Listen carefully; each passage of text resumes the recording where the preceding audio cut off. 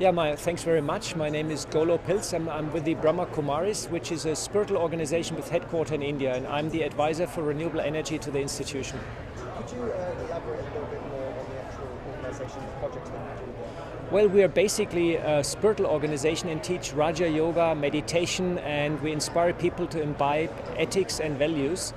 And we have also many other activities. For example, we have a radio station, we have a rural wing, we have a doctor's wing and so on. And we have also a hospital which we are running. We also work with local farmers and teach them organic farming and so on. And we're also very active last 25 years in the area of renewable energies. We are a recognized research organization with the Indian government, and we carry out research projects on photovoltaic systems, but also solar thermal power stations and solar cooking and so on. And what do you think about the energy transition means to you? Well, energy transition has always two sides. One side is that we ourselves change our lifestyle, use renewable energies, solar cooking box, this, that, whatever is available. But on the other side, we should also look into our inner world. How's my energy balance on the inside? Many people are very active, doing a lot of stuff, and they have a burnout. So we believe regular meditation is very important to clean up the inside, to build up inner resilience, and to connect to love and compassion. Because if you love something, you don't destroy it. In your opinion, what are the most urgent issues that you consider related to the decarbonisation? Well, of course, it's a lifestyle change, and you have to bring the people into the boat. And very interesting, we also work with interreligious dialogue since the last 10 years when we, Brahma Kumaris, inspired also one of the inspired of the Talanoa dialogue. And 2 days ago, we gave the declaration to the UNFCCC of all the religious congregation. And we believe it's very important to bring all the religions into the boat, unite, because 80% of the people, they are connected to a religious organization. And they believe into their spiritual leaders, into their religious leaders. And if you get them all in the boat and they start to change their lifestyle, you have a big momentum. And then you get the numbers which we all need. And just think about for the younger demographic, what do you think we could do to help them understand about energy and renewable energy? Well, there's a lot of going on in the internet, a lot of information is already there. But of course, education is very, very important. And as I said, it's important also to teach them values and ethics, because a good person acts good. Basically, that's the equation. And if you love something, you don't destroy it. So it's important to inform them about climate change and the negative consequences, and inform them about renewable energies, have education there, have the information material there, subsidize renewable energy so they become affordable for everybody, especially for the third world, but also teach them about ethics and values, which is very important. After all, we need a peaceful society to become prosperous. Is there any other more effective ways that we can look at the younger or the future bill payer? What can we do to help them? The future? The future bill payer. So who will be paying for the energy at home? What can we do to support them a little bit more? Well, the transition to clean technology is not free. I just had a very interesting discussion with the director of the Potsdam Climate Research Institute, and the transition to clean technology costs a lot of money because we have invested in the wrong infrastructure the last 50 to 100 years, and of course now to change everything costs money. So the big question is who's paying the bill? And for example, the European Union is now having the discussion to subsidize this transition and give back some incentives to ordinary people which will have problems paying for higher energy bills. But for sure we have to put a tax on carbon, and we have to put more taxes on fossil fuels, that's for sure, in order to accelerate the transition. That's for 100% sure. And people have to change and adapt a little bit. That's also what's in the pipeline.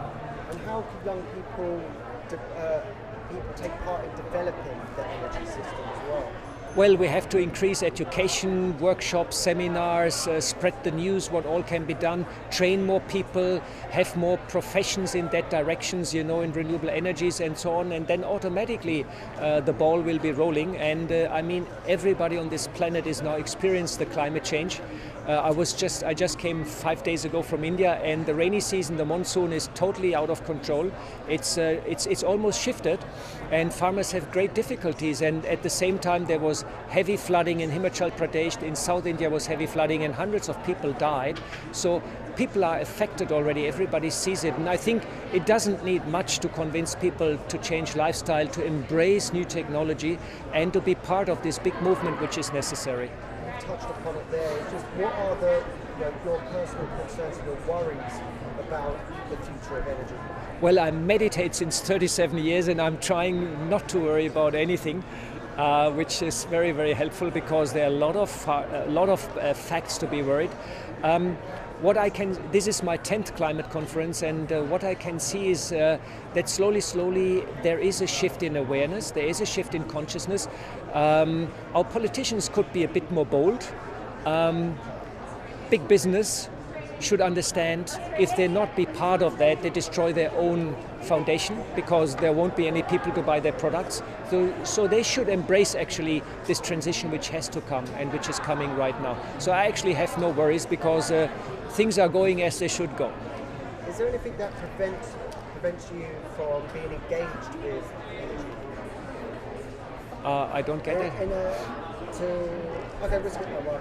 Is there anything that prevents you from being engaged with energy today? Well,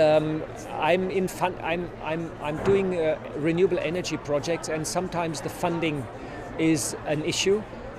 Sometimes the paperwork required setting up a renewable energy system is taking years. I'm working at the moment with 2 universities to do a research project on new type of battery storage, and we're since 3 years, delay of Corona, but we're since 3 years in trying to get the paperwork done and the contracts and kind of this and that, and it's quite complicated sometimes. So if there is less bureaucracy in this transition, that would be wonderful, and if there are more funds, that would be wonderful and most welcome.